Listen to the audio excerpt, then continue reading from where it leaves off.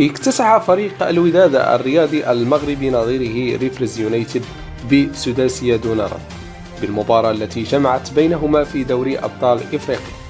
وفاز الوداد على حساب ريفرز يونايتد مساء اليوم الأحد باللقاء الذي جمع بينهما على ملعب محمد الخامس في مباراة الإياب الدور التمهيدي الثاني بدوري أبطال إفريقيا.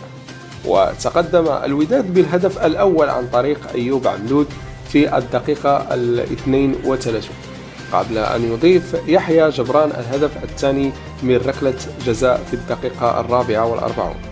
وفي الشوط الثاني أضاف سامبو الهدفين الثالث والرابع في الدقيقتين 50 و58. ثم سجل يحيى جبران الهدف الخامس بالدقيقة 70 قبل أن يختتم حميد أحداد سداسية الوداد بالدقيقة 90.